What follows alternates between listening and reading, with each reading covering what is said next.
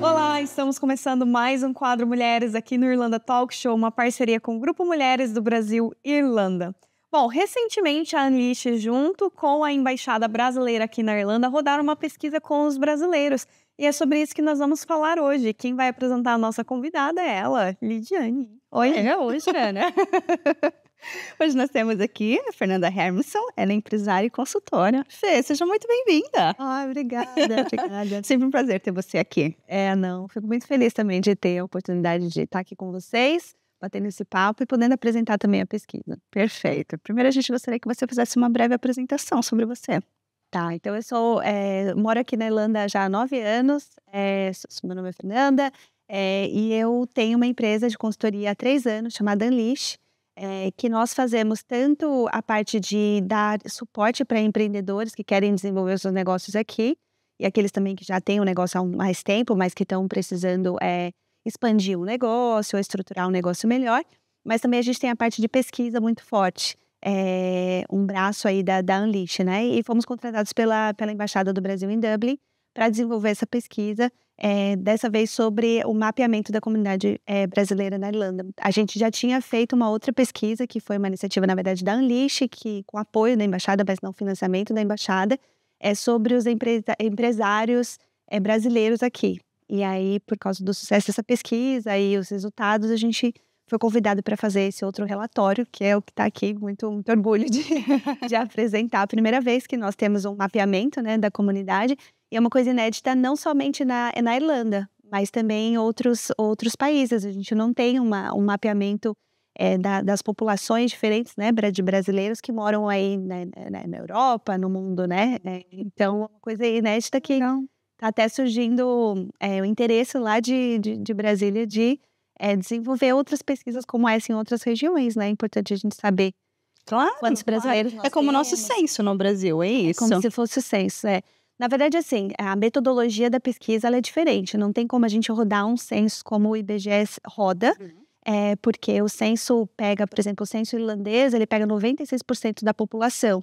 Então, 96% da população preenche o questionário e participa da pesquisa. Para acontecer isso, a gente é um esforço enorme.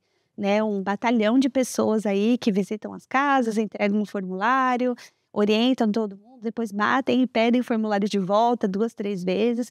Então, isso não é possível fazer, porque na metodologia dos censos, eles normalmente eles mapeiam toda a cidade, dividem em vários bairros, distritos ali que é onde eles vão trabalhar, colocam o número de pessoas responsáveis por cada uma daquelas áreas.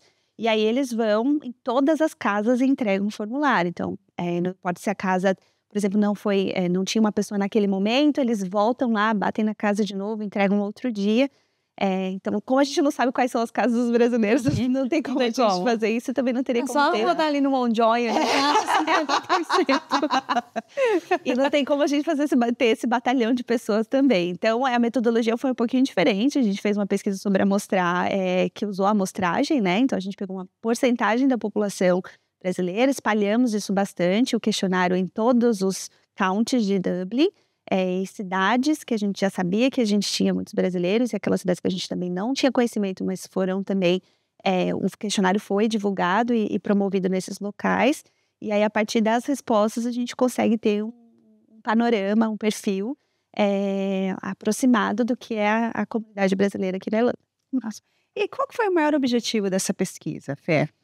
Tinham vários objetivos, né? A gente não quis se ater, já que é um esforço grande de você promover o questionário, fazer com que todo mundo preencha. A gente decidiu atender, buscar, responder algumas perguntas. Então, o primeiro objetivo era ter realmente uma ideia melhor de qual era o número de brasileiros que estavam aqui na Irlanda naquele momento. Segundo objetivo era entender o perfil, então quantos somos, onde nós moramos, se são mais mulheres ou mais homens, se tem muitas crianças ou não, se as crianças de qual idade, se elas já têm cidadania ou não. Então, entender mesmo o perfil bem detalhado demográfico dessa população. E aí depois a gente tem outros objetivos, que era o objetivo de entender, que essa era uma preocupação grande da embaixada, de entender se os adolescentes e crianças brasileiras que estão aqui na Irlanda, elas ainda continuam usando o português, qual que é o nível de manutenção da nossa língua portuguesa, porque a gente sabe que se a gente perde o nosso português, a gente perde parte da nossa cultura, e o Brasil vai morrendo, né, aqui. Então, todos nós carregamos um pouquinho do Brasil. E quando a gente se afasta da nossa língua, da nossa cultura, a gente vai se afastando também do Brasil. Então, essa é uma preocupação de preservação da língua. Então, a gente mediu isso. Além disso, a gente entendeu também o quanto a população, de forma geral, ainda estava vinculada com o Brasil e quanto essa população já está integrada na Irlanda. Porque isso é importante também. A gente não pode... isso o embaixador Marcel Beato sempre fala, né? A gente não pode viver como um gueto aqui. A gente precisa se integrar, mas é claro que a gente não pode perder também as nossas raízes, né? Então, foram esses os objetivos, e foi muito legal ver os resultados. Qual foi o resultado, assim, que, na sua percepção, que foi mais surpreendente? Você falou, nossa, eu imaginava que fosse diferente. Tem algum que vocês se surpreenderam? Tem alguns, assim, eu não sei se esses são dados que surpreenderam da mesma maneira todo mundo, mas eu, como pesquisadora, assim, né, à frente do relatório, eu me surpreendi com o fato de que a gente sabia que tem uma grande concentração de brasileiros em Dublin, mas eu não sabia o quão espalhados nós já estávamos inseridos em outros locais da Irlanda, né? E a pesquisa foi muito clara, assim, mostrou que, na verdade, a gente já está em todos os counties da Irlanda. Temos brasileiros. E esses brasileiros, uma outra coisa que me surpreendeu é que os brasileiros, a gente está cada vez mais tendo um perfil mais daquele imigrante capacitado mesmo, daquele imigrante legal isso. Que está se desenvolvendo no país, que está contribuindo com o país através do seu trabalho, se inserindo nas atividades profissionais, assim, em cargos, não só cargos iniciantes, mas cargos mais especializados também. Então, isso foi uma outra coisa que eu fiquei bem impressionada. Terceira coisa que me passou agora pela cabeça aqui é que a gente tem aquela histórico, né? A primeira onda de brasileiros que veio para a Irlanda foram os brasileiros que vieram trabalhar nos frigoríficos, ali no meados dos anos 90. E completou agora 25 anos, né? Da primeira... Começou em Gort, não é isso? Eu fui para Gort. E eu lembro quando eu cheguei lá, Quando você chegou? Quando eu cheguei, em 2012, porque o menino que me vendeu meu curso de inglês morava lá e me convidou para ir na casa dele, conhecer a namorada dele e tal. E eu fui para lá e eu cheguei em Gort. Só tinha brasileiro. Onde eu estava, só tinha brasileiro. Mas o que mais impressionou é de conversar com pessoas que moravam há 15 anos lá. Eu falei, gente, é 2012. Sim. Imagina, 15 anos morando lá. Então, a primeira leva considerável, digamos assim, que a gente pode considerar que é uma primeira onda, foi há 25 anos atrás, isso lá em Gort. Acho que esse cara era dessa leva aí. Que foram as pessoas que vieram trabalhar no frigorífico. Mas até tem gente que brinca, né? A gente quer conhecer quem é a pessoa que está aqui há mais tempo. E eu já conheci uma pessoa que está aqui há 44 anos. É uma mulher? Eu conheci ela também num evento do Grupo das Mulheres, Eu conheci ela há 44 anos. Então ela foi o recorde, por enquanto. Eu lembro. Vamos ver, se você está assistindo e está aqui mais que 44 anos, apresente uma mensagem. Você tem que trazer a pessoa que Nossa, que máximo, é verdade. Era só mato aqui. Não tinha crise imobiliária, imagina. Não. Eu lembro disso. Eu lembro que ela me contou a história dela também, que ela veio porque alguém estava aqui, ela queria sair do Brasil, enfim. E a gente conheceu ela quando a gente lançou a cartilha, né, do Comitê de Direitos Legal. Ela estava lá, né? E aí, uma dessas pessoas que está aqui há muito tempo, eu não vou saber exatamente, mas é uma outra pessoa, ele me falou que quando ele lembra de uma notícia no jornal, de quando ele chegou, assim, próximo da data que ele chegou, que tinham 6 brasileiros aqui. Eles conseguiam, quase que todo mundo cabia num carro. Imagina. Tem que rir mesmo, né? Eu sei, quais são os dados? A gente tem mais de 70 mil brasileiros vivendo na Irlanda? Então, esses dados são dados que a embaixada divulgou antes da pandemia. Mas a gente fazendo agora a atualização, né, o mapeamento, a gente conseguiu chegar no número de 50 mil brasileiros em 2022. 2024, fazendo já uma projeção, a gente conseguiu chegar no número de 58.500. Então, em torno de 60 mil brasileiros. Uau. É uma comunidade muito grande. Claro. Mas isso considera quem tem passaporte também, porque tem todas essas questões, né? Muita gente com passaporte europeu, né? Sim, essas eram as dificuldades, assim, quando a gente vai pensar no número de brasileiros, aqui a gente tem que pensar nas pessoas que estão indocumentadas, que são pessoas que normalmente têm mais receio de participar de pesquisa ou de participar de qualquer tipo de registro, levantamento. Então, também, muito provavelmente, não participaram dos censos, a grande parte. Então, a gente tem que considerar isso. Da Irlanda, né? O irlandês mesmo. Então, por isso que os números, se você for olhar o número que aparece oficial do censo, se você olhar pela nacionalidade brasileira, são 24 mil. E a gente chegou em 58.500. Então, dobro. Mais que o dobro. Então, a gente tem uma discrepância grande e aí, por esses motivos, é realmente muito difícil de você fazer um levantamento dos indocumentados. Depois, a gente tem a dificuldade de muitos brasileiros possuem dupla cidadania europeia, então eles também podem não estar sendo contabilizados, muitos não estão sendo contabilizados como brasileiros no censo. Além disso, a gente tem também os estudantes, que, na verdade, para a embaixada, a partir do momento que você está aqui há mais de 3 meses, 6 meses estudando, você é considerado para a embaixada, você é considerado um brasileiro que faz parte da população brasileira aqui. Então, ele deveria ser contabilizado, mas tem brasileiros que também não participam do censo porque não entendem que são residentes aqui e deveriam participar, mas por falta de entendimento não participam. Então, tem essas pessoas também que a gente tem que contabilizar. Então, e tem também as crianças brasileiras que já foram nascidas aqui e que ainda não foram registradas. Por isso que o número eleva bastante. Porque eu tava pensando, nossa, mas será que 20 mil são sem documento? Mas na verdade tem tem todas essas questões. E aí, quando a gente foi, pra gente poder chegar no número, a gente foi entender com profundidade como que o censo é feito na Irlanda. Então, fomos olhar o formulário, fomos olhar qual que é a metodologia utilizada. Depois, a gente foi entender com profundidade os dados que foram apresentados. Então, sempre tem, quando a gente olha nas tabelas do censo, né, que é do Centro de Estatísticas da Irlanda, CSO, quando você olha lá, tem muitas tabelas, muitos dados. A gente é muito privilegiado, que na Irlanda acesso a dados é muito fácil, assim, né? É mais fácil para eles também. Só que, ao mesmo tempo, sempre tem um monte de asteriscos, né? Lá. Se você tem que entender com profundidade ali o que foi contabilizado, o que não foi. Então, fez parte do nosso trabalho destrinchar tudo isso para a gente poder entender como eles tinham feito o cálculo e aí falar, bom, a partir disso, como que a gente faz o nosso cálculo, sabendo que tem todas essas nuances, né? Sobre a nossa população. E aí a gente conseguiu chegar nesse número de 58.500. Só pra gente entender um pouquinho assim, né? Para as pessoas entenderem que é um trabalho muito sério por trás disso, que são meses de pesquisa. Sim. Quanto tempo que levou esse né? Essa pré-produção de fazer todos os estudos antes de lançar a pesquisa? Na verdade, a gente lançou a pesquisa inicialmente, e enquanto a gente estava fazendo a coleta de dados, a gente foi entender essa parte de chegar no número, tá? Mas isso aí a gente está falando de pelo menos 2 meses de trabalho de mais de um pesquisador, né? 3 pessoas envolvidas para conseguir fazer, entender com profundidade. Hoje é até engraçado, que a gente não pode, quando a gente está fazendo o relatório final, né? A formatação final do relatório, a gente também não tem que pensar como não ser cansativo, né? Como não deixar as pessoas bored, né? Entediadas com o texto, na leitura do texto. Quantas páginas tem o formulário da pesquisa?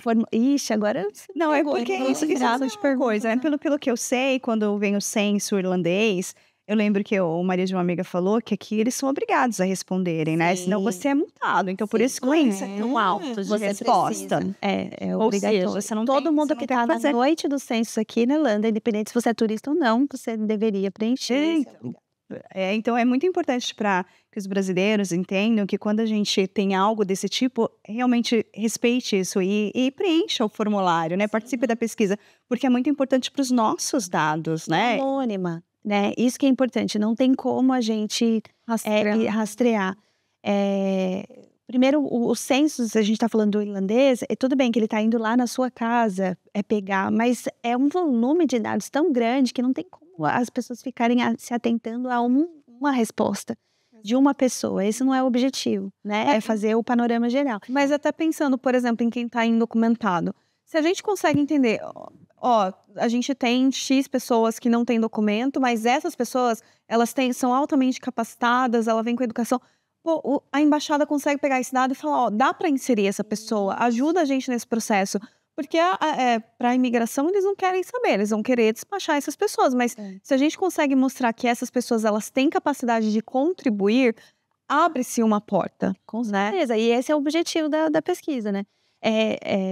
E assim, na verdade, quando você pensa, eu estou indocumentado e tenho receio de preencher pesquisa, eu entendo completamente, porque a pessoa vive com medo de ser identificado, então eu entendo.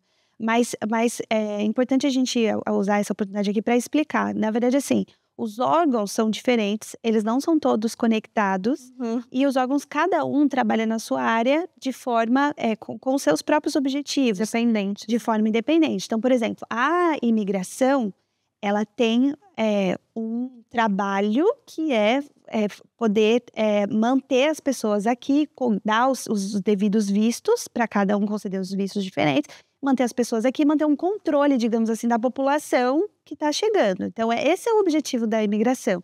A gente nunca vai chegar para a imigração com um dado específico de uma pessoa e falar, essa pessoa aqui, ela está ilegal, são tantas, essa aqui é a lista de todas as pessoas.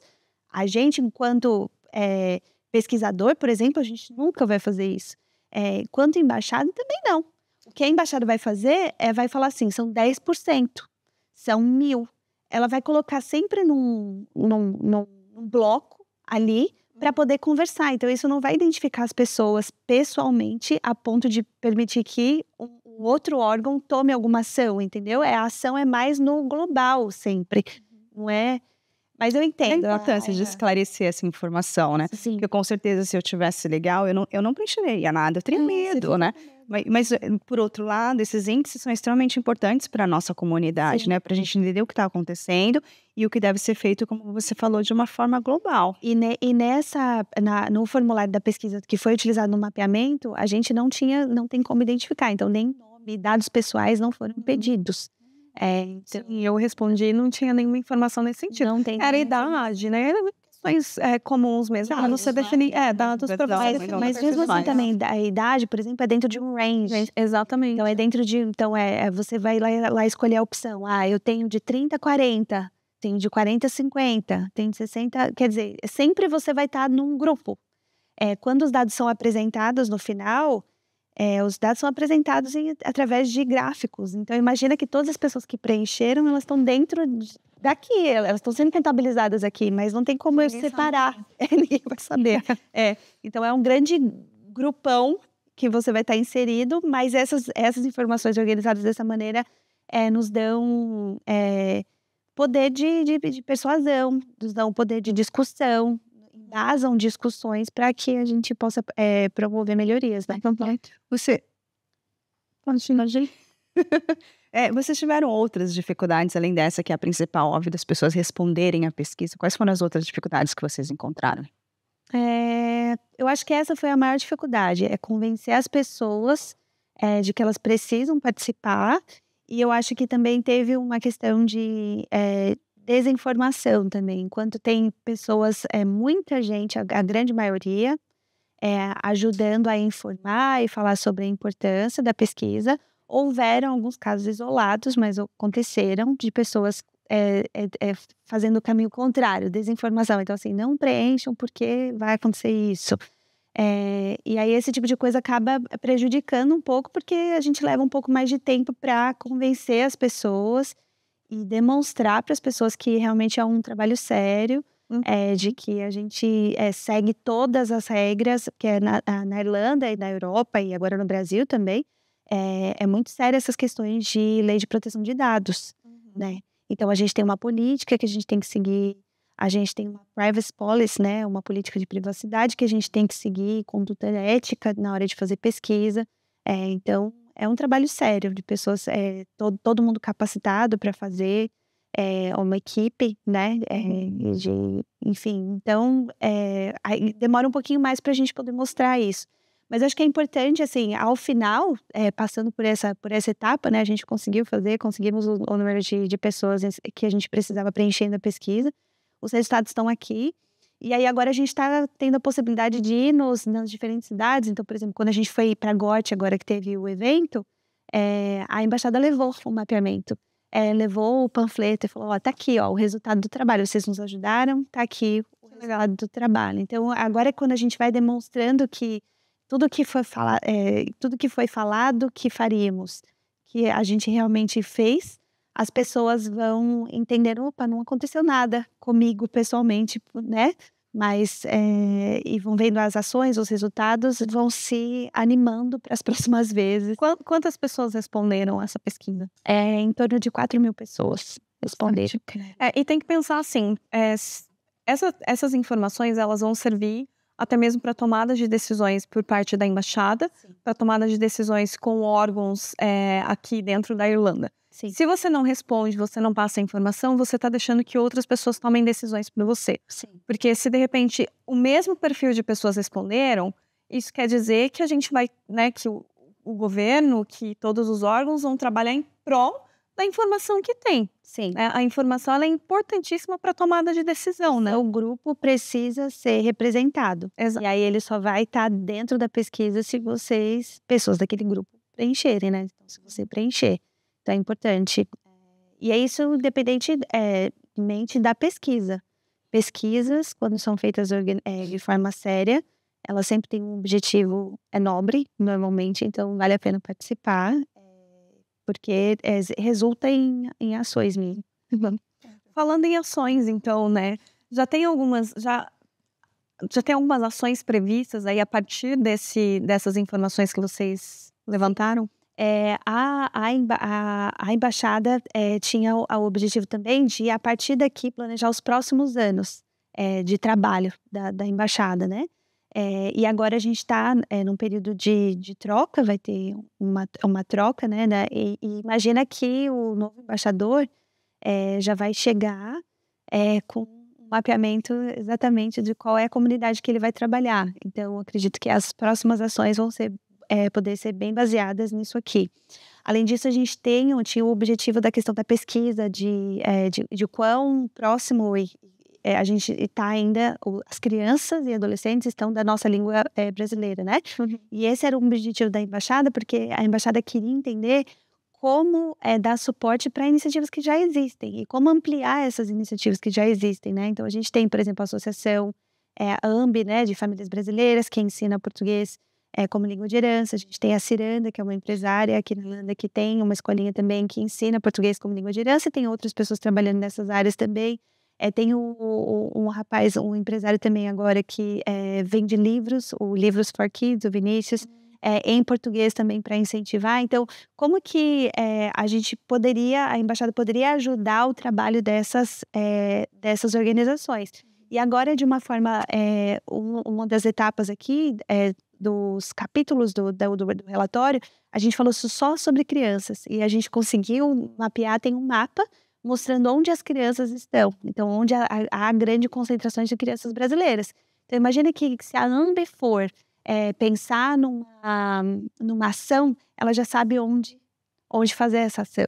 E aí ela, claro, pode contar também com a embaixada, sempre apoia ações que são feitas. Então leva-se projetos para a embaixada avalia e faz, dá apoio, né? Então essa é uma coisa interessante. E isso aqui também é uma ferramenta que eu acho que isso é uma coisa importante, assim. Não é uma ferramenta somente para organizar órgãos públicos, embaixada, utilizar. É uma ferramenta para todos nós, enquanto comunidade organizada, né? O Grupo Mulheres do Brasil, a própria Câmara de Comércio e pessoas mesmo individualmente que estejam fazendo um trabalho, desempenhando um trabalho aqui, podem usar. Então, a gente fala que é uma ferramenta de organização, self-organization. Seria, então, a organização da própria comunidade. A própria comunidade pode usar isso aqui para se organizar. Beneficiar, né, da pesquisa. E outro ponto, nós falamos sobre empreendedorismo, né, sobre os erros cometidos pelos empreendedores. Sim. E um deles, muitas vezes, é saber onde que está meu público-alvo. Isso! E essa pesquisa, a Artilha, com certeza ajuda, né? Sem dúvida, sem dúvida. Com certeza. E aí uma outra coisa, por exemplo, que a embaixada está usando também, a embaixada ela começou recentemente a fazer os consulados itinerantes. Então, quando eles levam os serviços do consulado para fora de Dublin, né, para mais próximo das comunidades. E eles precisavam saber onde que seriam as próximas. E através do mapeamento, agora a gente sabe onde estão as concentrações. Então, o planejamento deles já é a partir daqui. Então, onde que eu levo o consulado itinerante. Então, são várias ações, mas acho que é importante a gente também entender que nós temos participação. A gente pode... Vocês, Mulheres do Brasil, estão cansados de saber se já estão atuando há um tempão. Mas é isso, né? A importância da gente, como brasileiros aqui, agirmos também para melhorar a situação da comunidade, né? E também causar um impacto positivo no país que a gente mora, né? Com certeza. Que nos recebeu também. Eu não sei quanto tempo você mora aqui na Irlanda, mas eu moro aqui há 11 anos. E eu lembro quando eu cheguei aqui, por exemplo, a gente não tinha salão de beleza. Não, mentira, a gente tinha um. Lembro até hoje, ele ainda está aberto. Então a gente não tinha onde comprar comida brasileira, os shops brasileiros, a gente não tinha restaurante, a gente tinha a feijoada do MES no Temple Bar, que ele alugava um espaço no pub e a gente comia feijoada aos sábados. Quando eu cheguei aqui, isso era mato. Imagina a gente hoje chegou a um ponto que a gente tem um trabalho desse, a gente tem que fazer um mapeamento, porque o número de brasileiros vivendo aqui é tão grande. Não, mas daqui a pouco tá tudo dominado. Essa região central, hoje ali. Você quer comer, tem vários restaurantes, tem vários lugares que você pode comprar comida brasileira, né? Então, é muito legal isso. A evolução nesses 11 anos que eu tô aqui, da comunidade brasileira, é impressionante. É impressionante. Eu tô aqui há 9 anos. Então, um pouquinho dessa evolução também. Mas é muito legal. E aí, uma coisa que eu acho que vale a pena a gente trazer também é assim: dentro do mapeamento, a gente viu que os brasileiros estão muito conectados com o Brasil ainda. E isso é bom. A gente precisa continuar conectado. Sem deixar de se conectar aqui também, né? Se integrar aqui. Mas, então, assim, os brasileiros compram mesmo de outros brasileiros, usam serviços de outros brasileiros aqui. Ainda os brasileiros falam muito português nas suas residências, têm amigos brasileiros. E uma coisa que mostrou também é que eles estão muito, participam muito de grupos de brasileiros. Então, a gente tem o grupo dos engenheiros, a gente tem o grupo dos advogados, a gente tem o grupo de Mulheres do Brasil, a gente tem a Associação de Famílias. Então, esses diferentes grupos que foram crescendo e vão ajudando os brasileiros que estão chegando e vão causando impacto nas suas diferentes áreas, né? Não teria como uma só organização impactar em tudo, né? Só que uma coisa que a gente percebeu, e isso foi até... A gente entrevistou algumas pessoas especialistas ou pessoas da comunidade mesmo para o relatório. E eu conversando com uma coordenadora de um centro que cuida de uma comunidade ali em Gort, ela me falou assim, uma coisa que eu falei, nossa, é verdade, né? Ela falou: você pode me explicar o porquê que os brasileiros não se envolvem tanto em trabalho voluntário? Cultura. Porque a roda precisa girar. E a gente tá aqui fazendo um trabalho para essa comunidade, ajudando essa comunidade, né? Então, por exemplo, tiveram um papel super ativo na época que saiu aquela questão da anistia, da possibilidade dos brasileiros que estavam aqui indocumentados se regularizarem, e eles fizeram um trabalho lindo lá nesse centro, de orientação, ajudaram as pessoas a preencherem os formulários, falou que eles colocaram uma contagem regressiva na frente do centro, assim, ó, faltam 10 dias, faltam 5 dias, faltam 4, sabe assim? Nossa, tipo, vem aqui e tal, pra gente fazer. Então, eles fizeram um trabalho muito legal. Então, ela estava mostrando que, assim, eles fizeram um trabalho de doação para a comunidade, mas que, como é um órgão sem fins lucrativos, precisa de voluntários. E aí ela estava sentindo falta de, tipo assim, as pessoas estão recebendo, mas elas não estão nos ajudando a continuar o trabalho, ter a continuidade do trabalho, né, doando algumas horinhas. E aí eu falei para ela, a gente tem muitos brasileiros que estão atuando como voluntários, mas dentro dos nossos grupos. Uhum. Então, o Grupo Mulheres do Brasil tem vários voluntários, a Câmara de Comércio é possível porque a gente tem vários voluntários, e tem outros, a AMP funciona através de voluntários. Então, a gente está, não é que eu acho que a gente não está se voluntariando, acho que é uma parcela, poderia ser maior, digamos assim, da comunidade, mas tem muitos ativos, mas eu acho que é importante a gente começar também a fazer esse movimento, sabe? De agora se sair um pouquinho da nossa comunidade e começar a ajudar diretamente ali. Então tem um grupo, por exemplo, esse centro, você se voluntariar lá, naquele centro, sabe? Sim, e tem também a questão cultural, assim, no Brasil eu pelo menos eu não fui voluntária no Brasil, a gente tem até um episódio sobre isso, falando sobre voluntariado, porque não tem muito esse incentivo, né, e tal, e aí eu acho que tem essa questão, e quando as pessoas vêm pra cá, talvez às vezes trabalham até um pouco mais que no Brasil, aí tem que estudar, e isso dificulta, mas eu acredito que começa a mudar um pouco esse cenário, porque a gente tá vendo que trabalho voluntário é importantíssimo, por exemplo, o que aconteceu no Rio Grande do Sul, a movimentação que teve aqui, eu fiz uma campanha na empresa para juntar roupa, só que quando a gente foi levar, não tinha mais como levar, daí a gente doou em outros lugares, assim, né? Sim. Então, eu acho que as pessoas começam a enxergar essa importância de que o voluntariado, ele preenche várias lacunas, né? Que são necessitadas. Eu acho que durante um período que você falou, as pessoas não têm tempo, né? Quando você tá na fase de estudante, chegando na Irlanda, realmente é difícil você conciliar todas as coisas. E aí dá para entender que às vezes a pessoa precisa investir tempo ali na atividade que dá o sustento, no estudo em si, né? A pessoa gastou para vir estudar inglês, então tem que se dedicar. Então, assim, nessa fase é completamente compreensível. Mas a partir do momento que a gente está aqui, num país que nos recebeu tão bem há muitos anos, já estabilizado, se puder, pensa em doar 2 horinhas, 3 horinhas da sua semana para alguma atividade, né? E começar a contribuir mais ativamente, assim, porque nós brasileiros, eu acredito que a gente tem um perfil, assim, de em alguns momentos a gente ser muito crítico, no sentido de falar bastante, né? Apontar o que precisa ser mudado. Só que essas mudanças alguém precisa fazer com que elas aconteçam, né? Então, e aí, se a gente fica só também nessa posição de só falar o que a gente acha que tá faltando, é mais complicado. Pra gente ver as coisas acontecerem, a gente precisa efetivamente botar a mão na massa e aí se envolver em algum grupo, né? Não importa qual seja ele, em algum. Eu acho que a gente só tem que buscar um pouco as informações, né? Talvez a divulgação.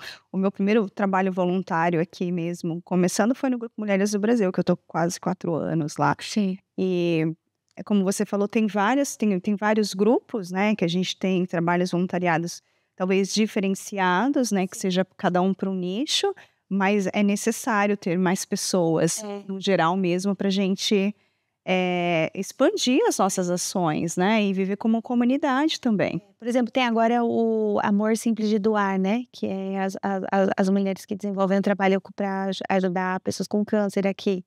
Elas precisam de voluntários, então tem várias ações dentro da nossa comunidade, que é muito bacana essa pessoa se envolver. E também tem um site chamado volunteers.ie, que ele fala sobre ações de voluntariado aí no geral. E aí a pessoa pode ler ali o que faz mais sentido. E aí a contribuição e o retorno não é só na comunidade, né? Você tem um retorno como voluntário também.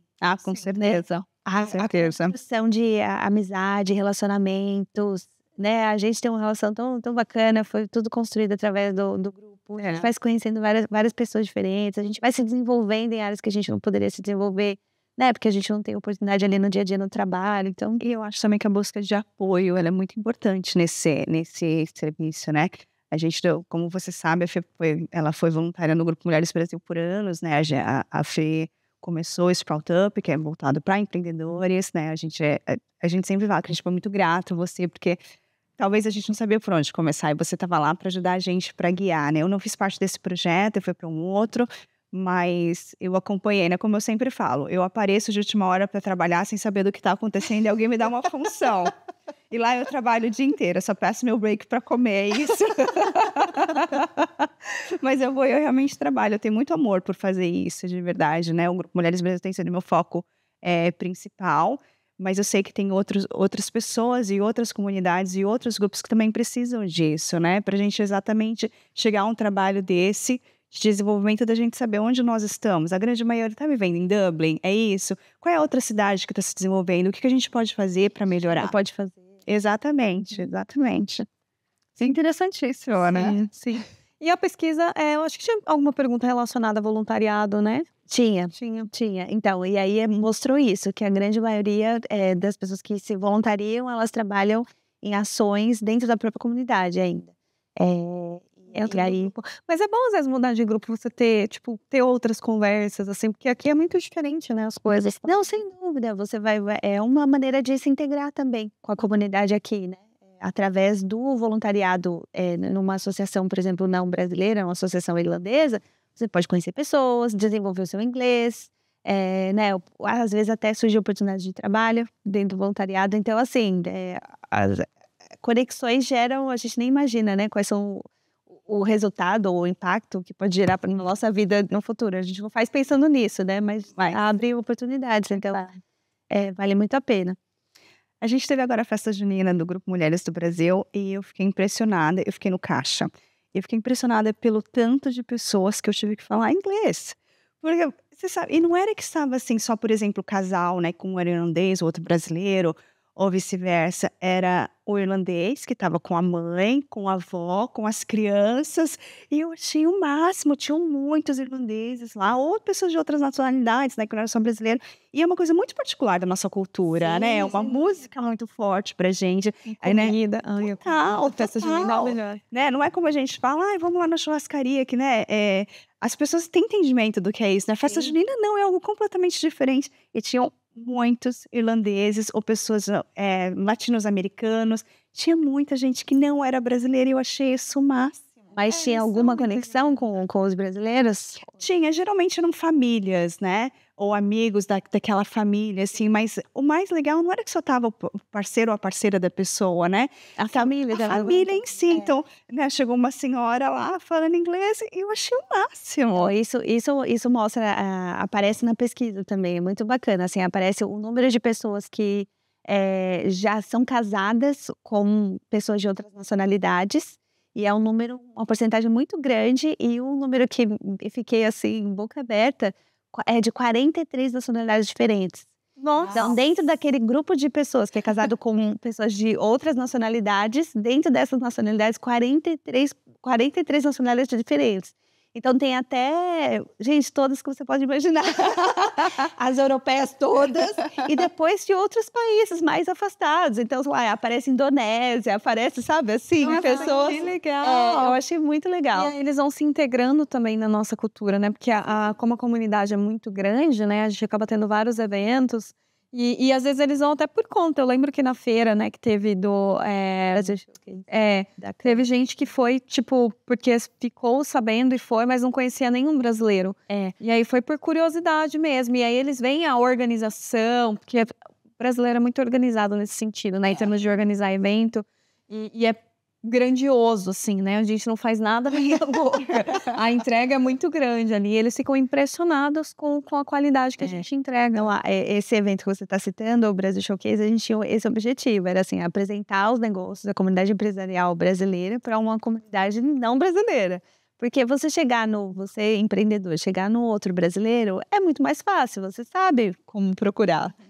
Mas você chegar nesse outro público é muito diferente, é muito difícil. E quando você pensa que você tem que ampliar o seu negócio, crescer o seu negócio, você precisa romper essa bolha, né? Não pode ficar só na comunidade.